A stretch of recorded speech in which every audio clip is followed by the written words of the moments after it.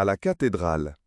K se trouva chargé de montrer quelques monuments artistiques à un client italien très utile à la banque et qui venait pour la première fois dans la ville. C'était une mission qui l'eût certainement fort honoré en d'autres temps, mais qu'il n'accepta cette fois qu'à contre-cœur, car il n'arrivait plus à sauver son prestige à la banque qu'au prix des plus grands efforts. Toute heure qu'il passait hors du bureau lui causait d'énormes soucis. Il ne pouvait plus employer son temps de travail aussi utilement qu'autrefois. Il ne parvenait à passer bien des heures qu'en faisant semblant de s'occuper, son inquiétude n'en était que plus grande quand il n'était pas à la banque. Il croyait voir alors le directeur adjoint, qui était toujours aux aguets, venir faire de petites visites dans son bureau, s'asseoir à sa table, perquisitionner dans ses papiers, recevoir des clients avec lesquels K se trouvait depuis longtemps en relation presque amicale, les détourner de leurs conseillers habituels, et trouver même dans le travail de monsieur le fondé de pouvoir des fautes dont K se sentait maintenant menacé de toutes parts et qu'il ne pouvait plus éviter. Aussi, toutes les fois qu'on le chargeait de sortir pour aller voir quelques clients ou même pour un petit voyage, ce qui s'était répété souvent ces derniers temps par un pur effet du hasard, il pensait toujours, si honorable que fût la mission, qu'on ne cherchait qu'à l'éloigner afin de contrôler son travail ou qu'on pensait pouvoir se passer facilement de lui. Il aurait d'ailleurs pu sans grande difficulté échapper à toutes ces missions, mais il ne l'osait pas, car si légèrement que ses craintes fussent fondées, il les eût avouées en refusant. Aussi se donnait-il toujours l'air d'accepter de bon cœur ses sorties. À la veille d'un dur voyage de 2 jours, il avait même caché un grave refroidissement pour qu'on ne le remplaçât pas en objectant le mauvais temps. C'était en revenant fou de névralgie qu'il avait appris qu'on le destinait à escorter le gros client italien. La tentation de refuser avait été grande cette fois-là, d'autant plus qu'il ne s'agissait pas d'un travail strictement professionnel. Le devoir mondain qu'il aurait à remplir avait évidemment une grande importance, mais non pour lui. Il savait bien qu'il ne pouvait se maintenir que par des succès d'affaires, et que, s'il n'y réussissait pas, personne ne lui tiendrait compte d'avoir plongé dans le plus grand ravissement ce monsieur qui venait d'Italie. Il ne voulait pas s'éloigner un seul jour du théâtre de son travail, redoutant trop de ne pouvoir plus rentrer, crainte qu'il reconnaissait lui-même extrêmement exagérée, mais qui l'oppressait malgré tout. Il n'arrivait cependant à trouver aucun prétexte qui fût plausible. Sans être grande, sa connaissance de l'italien suffisait pour guider un touriste, et le grand malheur était surtout qu'on lui savait à la banque quelques connaissances d'artistique dont on s'était exagéré l'importance en apprenant qu'il avait été un temps membre du comité de protection des monuments artistiques de la ville. C'était d'ailleurs pour des raisons d'affaires. On avait su que l'italien était un grand amateur d'art et on avait trouvé tout naturel de choisir K pour l'escorter. Ce matin-là, le temps était sale et pluvieux lorsqu'il arrivait au bureau, fâché déjà de la journée qui l'attendait.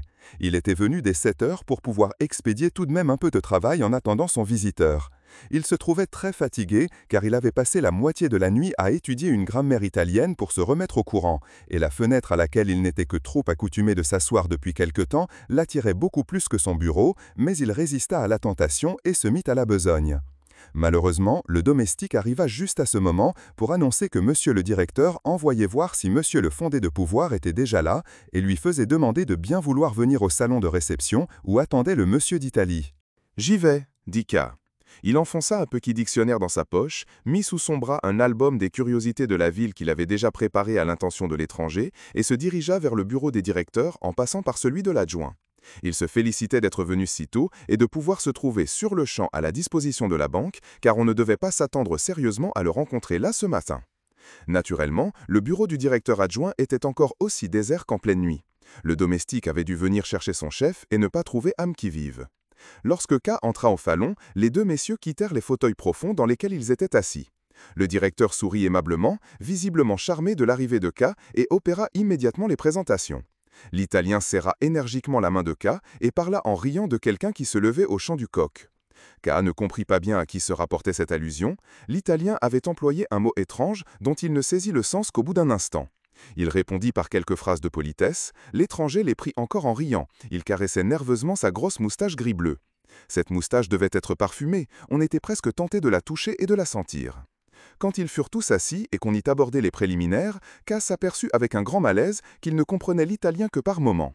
Quand ce monsieur parlait lentement, il saisissait à peu près tout, mais ce n'était qu'une exception. La plupart du temps, les discours coulaient de sa bouche comme d'une source, il agitait la tête en même temps comme s'il en eût été ravi. Quand il parlait à cette vitesse, il s'embrouillait régulièrement dans un dialecte qui n'avait plus rien d'italien pour K.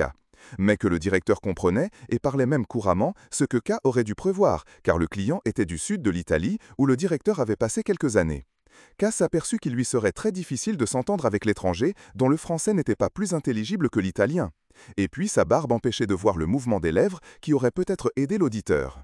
K commença donc à prévoir une foule de désagréments, mais renonça provisoirement à essayer de comprendre, en présence du directeur, qui le faisait si facilement, l'effort était bien inutile. Et il se contenta de regarder d'un air chagrin l'aisance que l'Italien gardait, tout en restant plongé au fond de son fauteuil. Il tiraillait fréquemment son petit veston collant, et une fois, en levant les bras et en faisant tourner les mains, il essaya de représenter quelque chose que K n'arrivait pas à comprendre, bien qu'il se penchait en avant pour observer plus attentivement.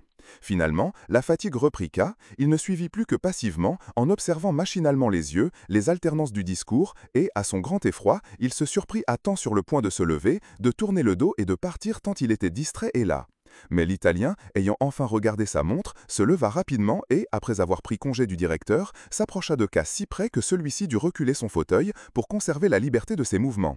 Le directeur, lisant certainement dans ses yeux la détresse où il se trouvait en face de cet Italien, se mêla alors à la conversation, et si finement qu'il eut l'air de ne donner que de petits conseils, alors qu'en réalité il expliquait brièvement à K tout ce que disait le client, qui ne cessait de lui couper la parole. K apprit ainsi que l'Italien avait encore quelques affaires à régler et que, faute de temps pour tout, il abandonnait l'intention de visiter toutes les curiosités. Il préférait se limiter, si K était du même avis, le dernier mot lui revenait, à explorer la cathédrale, mais à fond. Il se disait extrêmement heureux d'avoir à faire cette visite en compagnie d'un homme aussi habile qu'érudit. C'était pour K, qui ne s'occupait malheureusement que de ne pas l'écouter pour pouvoir saisir au vol les paroles du directeur, et le priait de bien vouloir se trouver à la cathédrale 2 heures plus tard, c'est-à-dire à 10 environ, si ce moment lui convenait. Il espérait pouvoir venir sûrement à ce moment-là. K répondit dans le sens demandé, l'Italien serra la main du directeur, puis celle de K, puis encore celle du directeur, et partit escorté des 2 hommes. Il n'était plus tourné vers eux qu'à moitié, mais il continuait à parler. À la porte, K resta encore un instant avec le directeur, qui avait l'air plus souffrant ce jour-là et qui crut devoir s'excuser après lui. Il dit à K en le gardant tout près qu'il avait eu d'abord l'intention d'accompagner lui-même l'Italien, mais il ne donna pas de raison plus précise, qu'il avait mieux aimé ensuite lui envoyer K. Si K ne comprenait pas très bien dès le début, qu'il n'en fût pas déconcerté, il ne tarderait pas à le faire, et, s'il ne pouvait pas tout saisir, ce ne serait pas un grand malheur, car l'Italien n'attachait pas une telle importance à être compris. K parlait d'ailleurs un italien excellent et se tirerait merveilleusement d'affaire. Ce fut là-dessus que K partit. Il passa le temps qui lui restait encore à chercher dans le dictionnaire et à copier sur un carnet les mots rares dont il avait besoin pour l'explication de la cathédrale. C'était un travail horriblement ennuyeux. Des domestiques apportaient le courrier, des employés venaient pour poser des questions et, voyant K plongé dans son labeur, restaient sur le seuil de la porte mais ne repartaient pas qu'on ne les eût entendus. Quant au directeur adjoint, ne voulant pas perdre l'occasion de déranger K, il arrivait à chaque instant, lui prenait le dictionnaire de la main et le feuilletait visiblement sans aucun motif. Des clients apparaissaient dans la pénombre de l'antichambre toutes les fois que la porte s'ouvrait et s'inclinaient en hésitant car ils voulaient se faire apercevoir mais ils n'étaient pas sûrs qu'on les vût.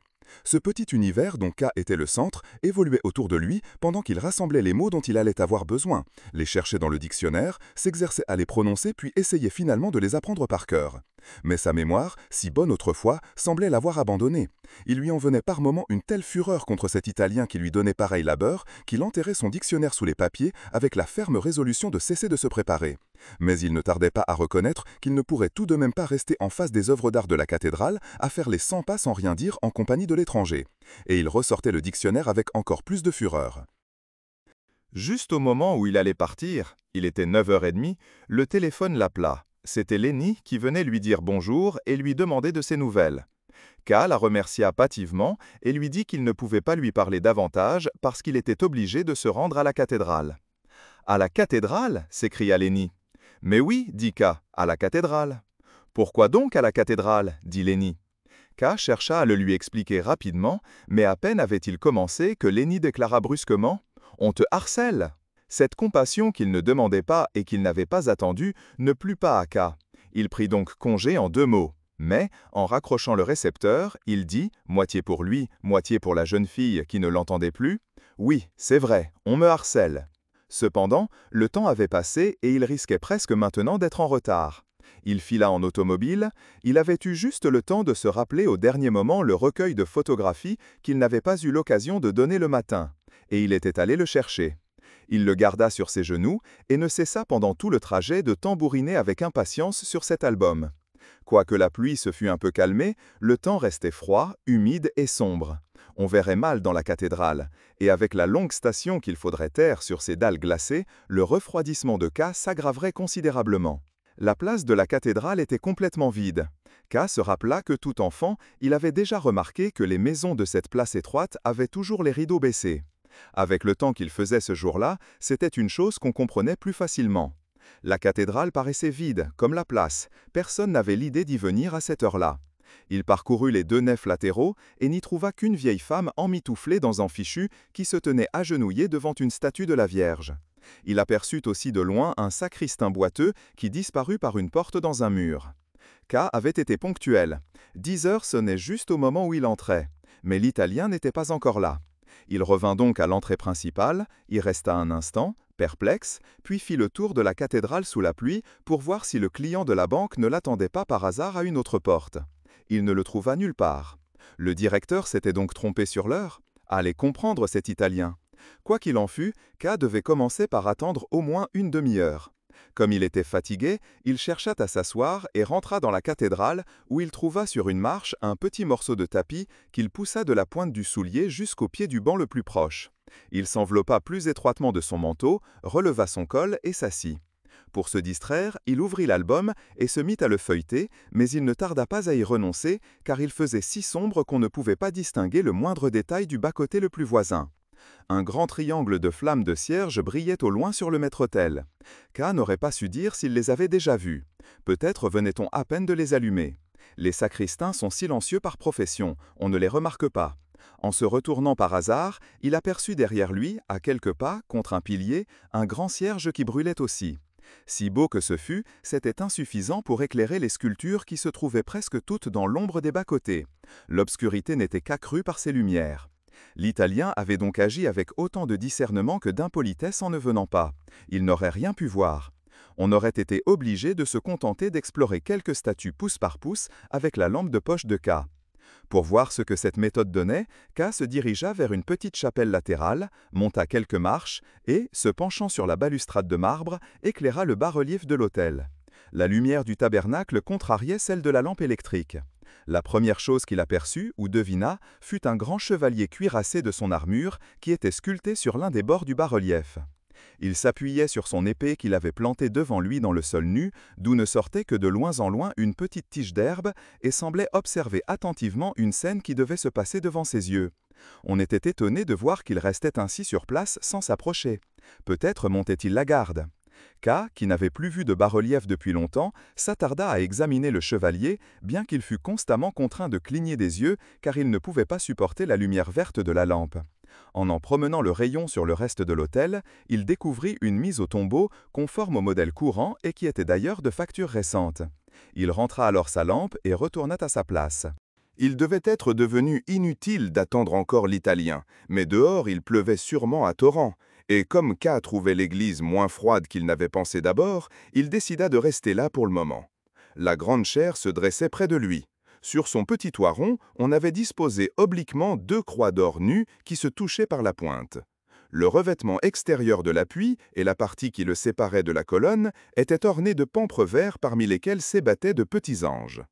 K s'avança près de la chaire et l'examina sous toutes ses faces.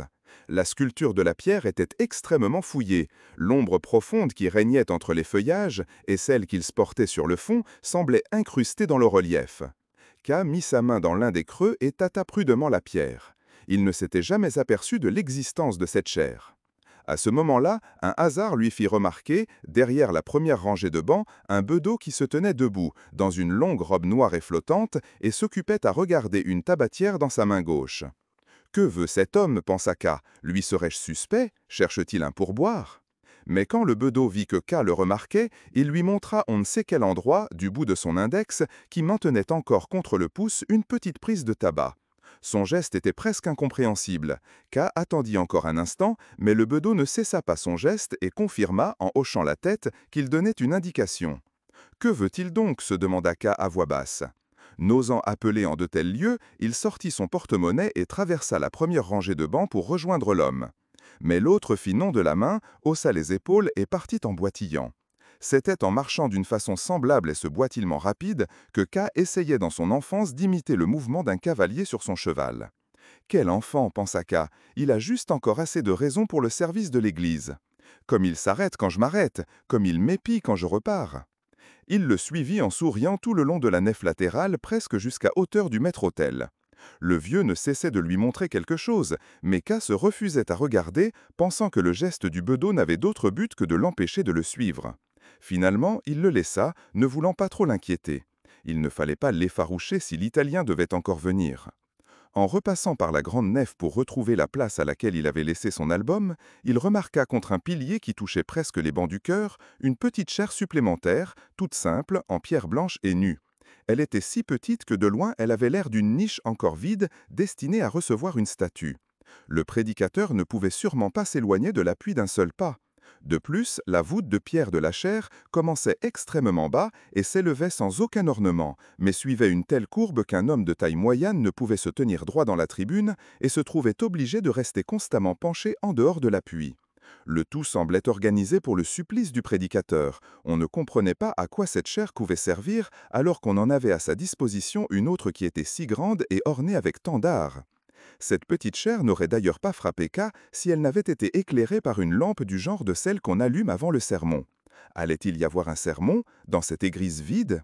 K regarda l'escalier de la chaire qui montait en spirale autour du pilier et qui était si étroit qu'on eût dit qu'il n'avait pas été construit pour l'usage des hommes, mais simplement comme motif ornemental.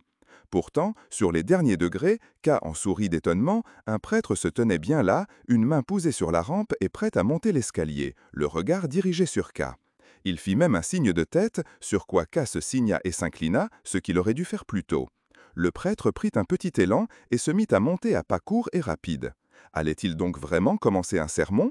Le bedeau de tout à l'heure était-il moins privé de raison qu'il n'en avait l'air? Avait-il voulu amener K au prédicateur, ce qui s'expliquait en effet dans une église aussi déserte? Mais n'y avait-il pas d'autre part, devant une statue de la Vierge, une vieille femme qu'on aurait dû amener aussi? Et s'il devait se donner un sermon, pourquoi n'y préludait-on pas par les orgues? Mais les orgues se taisaient et ne scintillaient que faiblement du haut des ténèbres où elles nichaient sous la voûte. K se demanda s'il ne devait pas se dépêcher de s'en aller. S'il ne le faisait pas maintenant, il devrait y renoncer pour tout le temps du sermon. Il serait obligé de rester, et c'était une telle perte de temps. Il y avait déjà longtemps qu'il pouvait ne plus se considérer comme tenu d'attendre l'Italien. Il regarda sa montre, elle marquait 11 heures. Mais pouvait-on vraiment prêcher dans ce désert? K pouvait-il représenter à lui seul tout le troupeau des fidèles? Et s'il n'était qu'un touriste de passage? Au fond, n'en est-il pas un?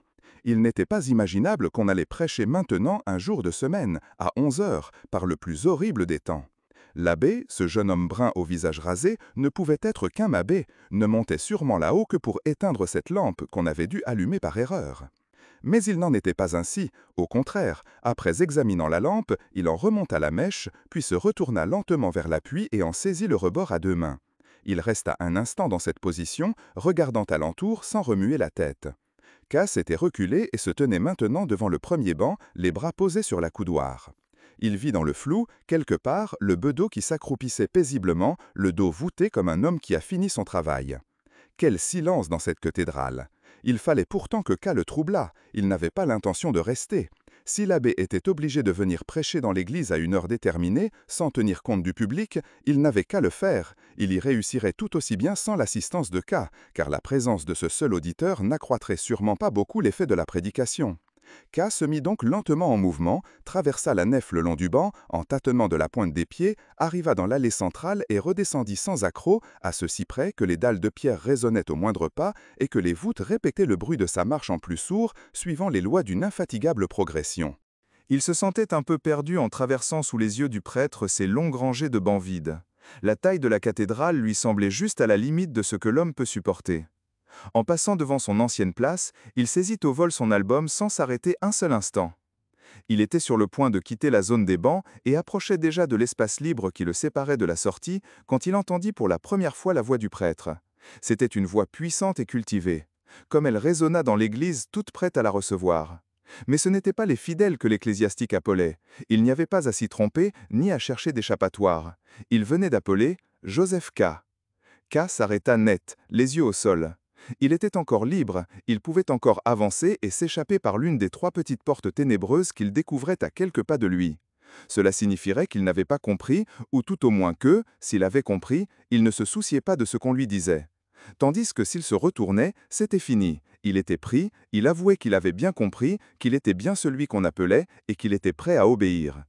Si le prêtre avait répété, K serait certainement parti. Mais, comme le silence dura aussi longtemps qu'il attendit, il tourna légèrement la tête pour voir ce que faisait l'abbé. L'abbé était resté en chair aussi calme qu'auparavant, mais on voyait nettement qu'il avait remarqué le geste de K. Il eût été désormais enfantin de ne pas se retourner complètement. K exécuta donc un demi-tour et vit que le prêtre lui faisait signe de se rapprocher. Comme tout était net maintenant, il se rendit vers la chaire à grands pas, à la fois par curiosité et pour hâter le terme de l'affaire. Il s'arrêta à la hauteur des premiers bancs, mais la distance était encore trop grande aux yeux du prêtre, qui lui montra du bout de l'index, en tendant le bras, une place tout près de la chaire. K obéit, à l'endroit indiqué, il était déjà obligé de renverser fortement la tête pour voir son interlocuteur. « Tu es Joseph K, dit l'abbé. « Oui, dit K en songeant avec quelle franchise il prononçait autrefois son nom. Depuis quelque temps, au contraire, celui était un vrai supplice, et maintenant, tout le monde savait ce nom.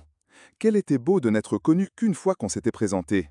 « Tu es accusé, dit l'abbé, d'une voix extrêmement basse. « Oui, dit K, on m'en a avisé. »« Alors, tu es celui que je cherche, dit l'abbé. Je suis l'aumônier de la prison. »« Ah, bien, dit K. »« Je t'ai fait venir ici, dit l'abbé, pour te parler. »« Je ne le savais pas, dit K. J'étais venu ici pour montrer la cathédrale à un Italien. »« Laisse là l'accessoire, dit l'abbé. Que tiens-tu dans ta main? Est-ce un livre de prière? »« Non, répondit K, c'est un album des curiosités de la ville. »« Lâche-le, lui dit l'abbé. » K le jeta si violemment qu'il se déchira en claquant et roula sur le sol. « Sais-tu que ton procès va mal » demanda l'abbé. « C'est bien ce qu'il me semble, dit K. Je me suis donné beaucoup de mal, mais jusqu'ici sans résultat. À vrai dire, ma requête n'est pas encore terminée. »« Comment penses-tu que cela finira » dit l'abbé. « Autrefois, je pensais, dit K, que mon procès finirait bien, mais maintenant j'en doute parfois. Je ne sais pas comment il finira. Le sais-tu toi ? » ?»« Non, dit l'abbé, mais je crains qu'il ne finisse mal. On te tient pour coupable. Ton procès ne sortira peut-être pas du ressort d'un petit tribunal. Pour le moment, on considère du moins ta faute comme prouvée. »« Mais je ne suis pas coupable, dit K, c'est une erreur. D'ailleurs, comment un homme peut-il être coupable? Nous sommes tous des hommes ici, l'un comme l'autre. »« C'est juste, répondit l'abbé, mais c'est ainsi que parlent les coupables. »« Es-tu prévenu contre moi, toi aussi ? demanda K. »« Je n'ai pas de prévention contre toi, répondit l'abbé. »« Je te remercie, dit K. Mais tous ceux qui s'occupent du procès ont une prévention contre moi. Ils la font partager à ceux qui n'ont rien à y voir. Ma situation devient de plus en plus difficile. Tu te méprends sur les faits, dit l'abbé. La sentence ne vient pas d'un seul coup. La procédure y aboutit petit à petit. Voilà donc où j'en suis, dit K, en laissant retomber la tête. Que vas-tu faire maintenant pour ton procès demanda l'abbé. Je vais encore chercher de l'aide, dit K, en relevant la tête pour voir ce que l'ecclésiastique en pensait. Il y a certaines possibilités que je n'ai pas encore exploitées. Tu vas trop chercher l'aide des autres, et surtout celle des femmes, lui répondit l'abbé, d'un air désapprobateur. Ne t'aperçois-tu donc pas qu'elles ne sont pas d'un vrai secours? Parfois, dit K, et même souvent, je pourrais te donner raison, mais pas toujours. Les femmes ont une grande puissance. Si j'arrivais à décider quelques femmes que je connais à se liguer pour travailler en ma faveur, je finirais bien par aboutir, surtout avec cette justice où l'on ne trouve guère que des coureurs de jupons. Montre une femme au loin au juge d'instruction, il renversera sa table et l'accusé pour pouvoir arriver à temps. L'abbé pencha la tête vers l'appui. C'était la première fois qu'il semblait oppressé par le toit de la chaire. Quel temps pouvait-il faire dehors? Ce n'était plus une journée grise, c'était déjà la pleine nuit. Nulle couleur des grands vitraux n'arrivait à couper du moindre reflet l'ombre des murs. Et c'était pourtant maintenant que le sacristain se mettait à éteindre l'un après l'autre tous les cierges du maître-autel. « M'en veux-tu » demanda K à l'abbé. « Tu ne sais peut-être pas quelle justice tu sers. » Il ne reçut pas de réponse. « Je n'ai parlé que de mes expériences, dit K. Mais nulle réponse ne vint encore de là-haut. « Je ne voulais pas t'offenser, dit K. Mais l'abbé lui cria d'en haut. « Ne vois-tu donc pas à 2 pas ?» Il avait crié dans la colère, mais en même temps comme un homme qui, voyant tomber quelqu'un, crie lui-même involontairement parce qu'il se sent effrayé. Et maintenant, ils se taisaient tous deux. L'abbé les pouvait certainement pas distinguer K dans les ténèbres qui régnaient en bas de la chaire, alors que K le voyait nettement dans la lumière de la petite lampe. Pourquoi l'abbé ne descendait-il pas? Il m'avait pas tenu de sermon, mais donné simplement à K quelques indications qui lui feraient probablement plus de tort que de bien s'il en tenait scrupuleusement compte. Pourtant, la bonne intention de l'abbé paraissait hors de doute. K pourrait s'entendre avec lui s'il descendait de sa chaire. Il n'était pas impossible que le prêtre lui donnait un conseil acceptable et décisif qui lui montrerait, par exemple, non comment on pouvait influencer la procédure, mais comment on pouvait sortir de l'encerclement du procès, comment on pouvait le contourner et vivre en dehors de lui. Cette possibilité devait forcément exister. K avait souvent pensé à elle dans les derniers temps. Mais si l'abbé la connaissait, la révélerait-il quand on l'en prierait? N'appartenait-il pas lui-même à la justesse? N'avait-il pas lui-même fait violence à la douceur de son naturel pour vitupérer rudement K lorsqu'il avait attaqué le tribunal? « Ne veux-tu pas descendre » demanda K. « Il n'y a pas de sermon à faire. Viens vers moi. »« Oui, maintenant je peux venir, » dit l'abbé. Il se repentait peut-être d'avoir crié. En décrochant la lampe, il dit « J'étais obligé de commencer par parler de loin. Quand je ne le fais pas, je me laisse trop facilement influencer et j'en oublie mon ministère. » K l'attendit au pied de l'escalier. L'abbé lui tendit la main au passage, avant même d'être en bas. « Peux-tu me donner un peu de temps » demanda K. « Autant que tu voudras, » dit l'abbé, en tendant à K la petite lampe pour la lui faire porter. Même de près, il conservait dans toute sa personne une certaine solennité. « Tu es très aimable pour moi, » dit K. Ils allaient et venaient l'un à côté de l'autre dans les ténèbres du bas-côté. « Tu es une exception parmi les gens de justice. J'ai plus de confiance en toi qu'en tout autre d'entre eux, quoique j'en connaisse beaucoup. Avec toi, je peux parler franchement. »« Ne te méprends pas, » dit l'abbé. « Sur quoi me méprendrais-je donc » demanda K. « C'est sur la justice que tu te méprends, lui dit l'abbé. Et il est dit de cette erreur dans les écrits qui précèdent la loi. Une sentinelle se tient postée devant la loi. Un homme vient un jour la trouver et lui demande la permission de pénétrer. Mais la sentinelle lui dit qu'elle ne peut pas le laisser entrer en ce moment. L'homme se réfléchit et demande alors s'il pourra entrer plus tard. « C'est possible, » dit la sentinelle, « mais pas maintenant. » La sentinelle s'efface devant la porte, ouverte comme toujours, et l'homme se penche pour regarder à l'intérieur. La sentinelle, le voyant faire, rit et dit « Si tu en as tant envie, essaye donc d'entrer malgré ma défense. Mais dis-toi bien que je suis puissant. Et je ne suis que la dernière des sentinelles. Tu trouveras à l'entrée de chaque salle des sentinelles, de plus en plus puissantes. Dès la troisième, même moi je ne peux plus supporter leur vue. » L'homme ne s'était pas attendu à de telles difficultés. Il avait pensé que la loi devait être accessible à tout le monde et en tout temps. Mais maintenant, en observant mieux la sentinelle, son manteau de fourrure, son grand nez pointu et sa longue barbe rare et noire à la tartare, il se décide à attendre quand même jusqu'à ce qu'on lui permette d'entrer. La sentinelle lui donne un escabeau et le fait asseoir à côté de la porte. Il reste là de longues années. Il multiplie les tentatives pour qu'on lui permette d'entrer et fatigue la sentinelle de ses prières. La sentinelle lui fait subir parfois de petits interrogatoires, l'interroge sur son village et sur beaucoup d'autres sujets, mais ce ne sont que des questions indifférentes comme les posent les grands seigneurs, et pour finir, elle dit toujours qu'elle ne peut pas le laisser entrer.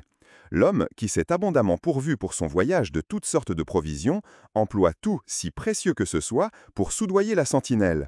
Et la sentinelle prend bien tout, mais en disant « Je n'accepte que pour que tu ne puisses pas penser que tu as négligé quelque chose ». Pendant ces longues années d'attente, l'homme ne cesse presque jamais d'observer la sentinelle. Il en oublie les autres gardiens, il lui semble que le premier est le seul qui l'empêche d'entrer dans la loi. Et il maudit bruyamment la cruauté du hasard pendant les premières années.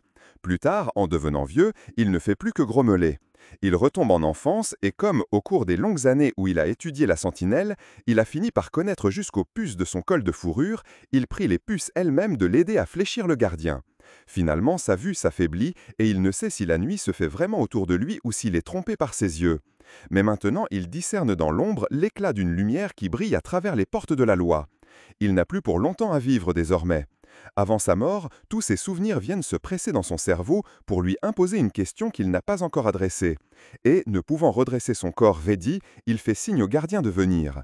Le gardien se voit obligé de se pencher très bas sur lui, car la différence de leur taille s'est extrêmement modifiée. « Que veux-tu donc encore savoir » demande-t-il. « Tu es insatiable. » « Si tout le monde cherche à connaître la loi, dit l'homme, comment se fait-il que depuis si longtemps, personne que moi ne t'ait demandé d'entrer ?» Le gardien voit que l'homme est sur sa faim et, pour atteindre son tympan mort, il lui rugit à l'oreille « Personne que toi n'avait le droit d'entrer ici, car cette entrée n'était faite que pour toi. Maintenant je pars et je ferme. » Le gardien a donc trompé l'homme, dit aussitôt K, que l'histoire avait vivement intéressé. Ne te hâte pas de juger, dit l'abbé. N'adopte pas sans réflexion les opinions des étrangers. Je t'ai raconté l'histoire dans le texte de l'Écriture. On n'y dit pas que l'homme ait été trompé. C'est pourtant évident, dit K. Le gardien n'a parlé que quand il a été trop tard. Il n'avait pas encore été interrogé, dit l'abbé. Songe aussi qu'il n'était qu'une simple sentinelle, et que comme sentinelle, il a fait tout son devoir. Pourquoi crois-tu qu'il ait fait tout son devoir demanda K. Il ne l'a pas fait. Son devoir était peut-être d'éloigner les étrangers, mais il aurait dû laisser passer cet homme auquel l'entrée était destinée. Tu ne respectes pas assez l'Écriture, tu changes l'histoire, dit l'abbé. L'histoire contient, au sujet de l'entrée, deux importantes déclarations du gardien, l'une au début, l'autre à la fin. La première dit qu'il ne pouvait laisser entrer l'homme à ce moment, et l'autre, cette entrée n'était faite que pour toi. S'il y avait une contradiction entre ces deux explications, tu aurais peut-être raison, le gardien aurait trompé l'homme. Mais il n'y a pas de contradiction. La première explication annonce même la deuxième. On pourrait presque dire que le gardien outrepassait son devoir en permettant à l'homme d'envisager la possibilité de pénétrer plus tard. Il semble qu'à ce moment-là, son devoir était simplement de refuser l'entrée à l'homme, et, de fait, bien des exégètes s'étonnent que le gardien ait pu laisser passer une telle allusion, car il paraît aimer l'exactitude et fait scrupuleusement son devoir. Il veille de longues années sans abandonner son poste, et ne ferme la porte que tout à fait à la fin. Il a conscience de l'importance de sa mission, car il dit « Je suis puissant », et il respecte ses supérieurs, puisqu'il déclare « Je ne suis que la dernière des sentinelles ». Il n'est pas bavard puisqu'il ne pose de longtemps que des questions indifférentes, comme dit le texte de l'Écriture. Il n'est pas vénal puisqu'il dit quand il accepte des cadeaux « Je ne les prends que pour que tu ne puisses pas penser que tu as négligé quelque chose ». Il ne se laisse ni émouvoir ni irriter quand il s'agit de l'accomplissement de son devoir, puisqu'il est dit de l'homme « Il fatigue la sentinelle de ses prières ». Enfin, son physique lui-même annonce un caractère pédant, car il a un grand nez pointu et une longue barbe rare et noire à la tartare. Peut-on trouver plus fidèle portier? Mais il est dans son caractère d'autres traits qui sont extrêmement favorables à celui qui demande l'entrée, et qui nous expliquent en tout cas que le gardien ait pu outrepasser son devoir en laissant percer l'allusion dont je parlais au sujet des possibilités que l'homme du pays pouvait avoir plus tard de pénétrer au cœur de la loi. On ne saurait nier en effet que ce portier ne soit un peu naïf et vaniteux, ce qui découle de naïf dans une certaine mesure. Quelque exactes que soient ses déclarations au sujet de sa puissance et de celle des autres gardiens, dont il dit qu'il ne pourrait lui-même soutenir la vue, quelque exactes dis-je que soient ses déclarations, le ton sur lequel il les fait montre que sa façon de voir est troublée par la naïveté et l'orgueil. Les glossateuses disent à ce propos qu'on peut à la fois comprendre une chose et se méprendre à son sujet. De toute façon, on est forcé d'admettre que, si faiblement que se manifestent cet orgueil et cette naïveté, ils réduisent l'efficacité de la surveillance de l'entrée. Il y a des trous dans le caractère du gardien. Il faut ajouter à cela que le portier semble être aimable par nature. Il ne reste pas toujours officiel. Il plaisante dès le début, en invitant l'homme à entrer malgré la défense qu'il maintient. Puis, au lieu de le renvoyer, il lui donne, dit-on, lui-même un escabeau et le fait asseoir à côté de la porte. La patience avec laquelle il souffre pendant des années les insistances de l'homme le montre accessible à la pitié, comme aussi les petites conversations qu'il engage, les présents qu'il accepte et la générosité avec laquelle il permet à l'homme de maudire à ses côtés la cruauté du hasard, qu'il représente pourtant ici, lui le portier. Tous n'auraient pas agi ainsi. Et finalement, ne s'abaisse-t-il pas vers l'homme sur un simple signe pour lui donner la possibilité de poser sa suprême question ? On ne peut relever de traces d'impatience que dans les mots « tu es insatiable ». Encore le portier sait-il à ce moment tout est fini. Bien des gens vont même plus loin et disent que cette parole exprime une sorte d'admiration amicale, bien qu'à vrai dire légèrement condescendante. De toute façon, le personnage du gardien se présente tout autrement que tu ne le pensais. « Tu connais mieux l'histoire que moi et depuis plus longtemps, dit K. » Puis ils se turent un instant, au bout duquel K déclara « Tu penses donc que l'homme n'a pas été trompé ?» « Ne te méprends pas à mes paroles, répondit l'abbé. Je me contente d'exposer les diverses thèses en présence. N'attache pas trop d'importance aux gloses. L'écriture est immuable et les gloses ne sont souvent que l'expression du désespoir que les glossateurs en éprouvent. Dans le cas que nous considérons, il y a même des commentateurs qui voudraient que ce fût le gardien qui eût été trompé. Voilà qui va loin, dit K. Et comment le prouve-t-il? Cette affirmation, dit l'abbé, s'appuie sur la naïveté du portier. On dit qu'il ne connaît pas l'intérieur de la loi, mais seulement le chemin qu'il fait devant la porte. Les glossateurs tiennent pour enfantine l'idée qu'il a de l'intérieur et pensent qu'il redoute lui-même ce dont il veut faire peur à l'homme, et qu'il le redoute même plus que l'homme, car celui-ci ne demande qu'à entrer, même quand on lui a parlé des terribles sentinelles, tandis que le gardien, lui, ne veut pas entrer, du moins n'en est-il pas question.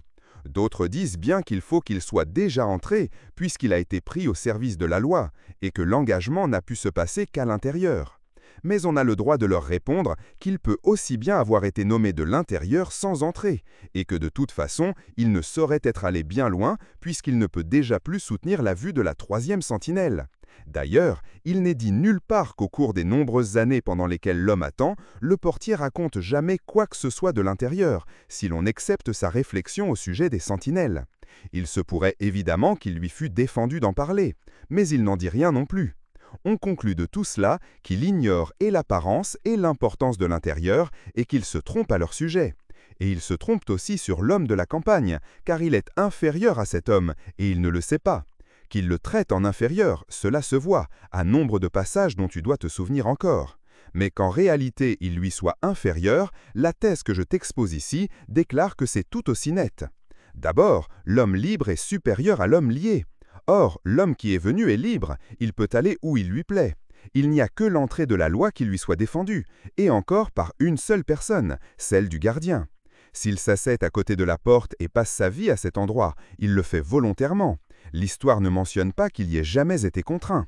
Le gardien, par contre, est lié à son poste par son devoir. Il n'a pas le droit de s'éloigner à l'extérieur, ni non plus, selon toute apparence, de pénétrer à l'intérieur, même s'il le veut.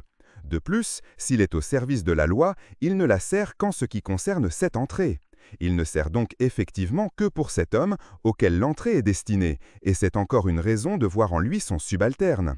Il faut admettre qu'il a dû faire son service inutilement bien des années, tout un âge d'homme pour ainsi dire, car il est dit qu'un homme vient, un homme mûr par conséquent, ce qui suppose que le gardien a dû attendre très longtemps avant de remplir son office, attendre, pour être précis, autant qu'il a pu plaire à l'homme qui est venu quand il a voulu. Et il n'est pas jusqu'à la fin de sa faction qui ne dépende de cet homme, puisqu'elle ne cesse qu'à la mort du visiteur. Il lui reste donc subordonné jusqu'au bout. Or, le texte montre à chaque instant que le gardien semble ignorer tout cela. Les glossateurs n'y voient d'ailleurs rien de surprenant, car ils se trompent, à leur avis, encore plus grossièrement sur un autre point, savoir sur son propre métier. Ne dit-il pas en effet à la fin « Maintenant je pars et je ferme ». Mais il était dit au début que la porte de la loi était ouverte comme toujours. Or, si elle est ouverte toujours, c'est-à-dire indépendamment de la durée de la vie de l'homme auquel elle est destinée, la sentinelle elle-même ne pourra pas la fermer. Ici, les opinions divergent. D'aucuns disent que le gardien, en déclarant qu'il va fermer la porte, ne veut que donner une réponse. D'autres qu'il veut souligner son devoir. D'autres enfin qu'il cherche à plonger l'homme dans un dernier remords, dans un dernier regret. Mais un grand nombre de glossateurs sont d'accord pour affirmer qu'il ne pourra pas fermer la porte. Ils pensent même qu'à la fin, tout au moins, la sentinelle reste inférieure en savoir à l'homme, car l'homme voit l'éclat qui brille à travers la porte de la loi, alors que le gardien reste toujours le dos tourné à l'entrée, en sa qualité de sentinelle, et ne témoigne par aucune déclaration qu'il ait remarqué un changement. Voilà qui est bien fondé, dit K, qui avait suivi certains passages de l'explication de l'abbé en les répétant à mi-voix. Voilà qui est bien fondé, et je crois moi aussi maintenant que le gardien est dupe. Mais cela ne supprime pas ma première opinion qui coïncide même en partie avec celle que je viens d'acquérir. Peu importe en effet que le gardien voit clair ou non, je disais que l'homme est trompé. Si le gardien voit clair, on pourrait en douter, mais s'il est trompé, l'homme aussi doit l'être à plus forte raison. Le gardien cesse dans ce cas d'être en trompeur, mais il apparaît si naïf qu'on devrait le chasser immédiatement. Songe en effet que si l'erreur où il se trouve ne lui nuit pas, elle est 1000 fois dangereuse pour l'homme. Tu touches ici à la thèse opposée, lui dit l'abbé. Certains commentateurs déclarent en effet que l'histoire ne donne à personne le droit de juger le portier. Quel qu'il nous apparaisse, il n'en reste pas moins un serviteur de la loi. Il appartient donc à la loi, il échappe donc au jugement humain. Et dans ce cas, on doit cesser aussi de le croire inférieur à l'homme. Car le seul fait d'être lié par son service à une entrée, fût-ce une seule, de la loi, le place incomparablement plus haut que l'homme, qui vit dans le monde si librement que ce soit.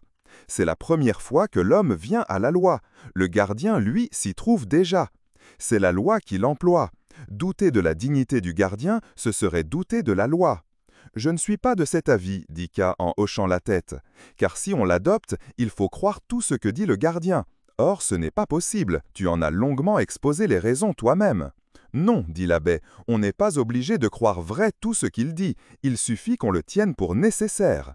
Triste opinion, dit K, elle élèverait le mensonge à la hauteur d'une règle du monde. K terminait sur cette observation, mais ce n'était pas son jugement définitif. Il était trop fatigué pour pouvoir approfondir jusque dans ses dernières conséquences toute la portée de cette histoire. Et puis elle poussait sa pensée dans des voies inaccoutumées. Elle l'incitait à des préoccupations fantastiques, mieux faites pour être discutées par les gens de justice que par lui. L'histoire du début était devenue méconnaissable. Il ne voulait plus que l'oublier. L'abbé le souffrit avec beaucoup de tact et accepta sa réflexion sans dire un mot, bien qu'elle ne concordait pas avec son propre sentiment. Ils continuèrent un moment à se promener en silence. K ne lâchait pas l'abbé d'un pas, car les ténèbres l'empêchaient de se diriger. La lampe qu'il portait à la main était éteinte depuis longtemps. Il vit scintiller un moment, juste en face de lui, la statue d'argent d'un grand saint qui rentra aussitôt dans l'ombre. Pour ne pas rester complètement seul avec l'abbé, il lui demanda « Ne sommes-nous pas arrivés tout près de l'entrée principale ?»« Non, dit l'abbé, nous en sommes bien loin. Veux-tu déjà t'en aller ?»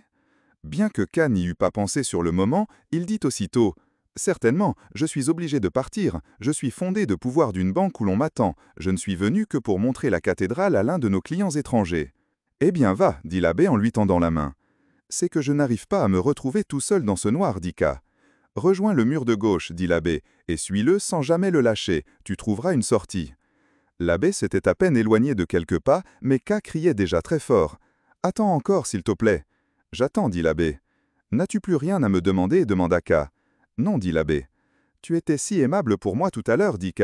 Tu m'expliquais tout, mais maintenant tu me laisses comme si tu ne te souciais pas de moi. »« Mais tu m'as dit qu'il te fallait partir, répondit l'abbé. »« Mais oui, fit K, comprends-le. »« Comprends d'abord toi-même qui je suis, dit l'abbé. »« Tu es l'aumônier des prisons, dit K, en se rapprochant de lui. » Il n'avait pas besoin de revenir à la banque aussitôt qu'il l'avait dit, il pouvait fort bien rester encore. « J'appartiens donc à la justice, dit l'abbé. Dès lors, que pourrais-je te vouloir? La justice ne veut rien de toi. Elle te prend quand tu viens et te laisse quand tu t'en vas. »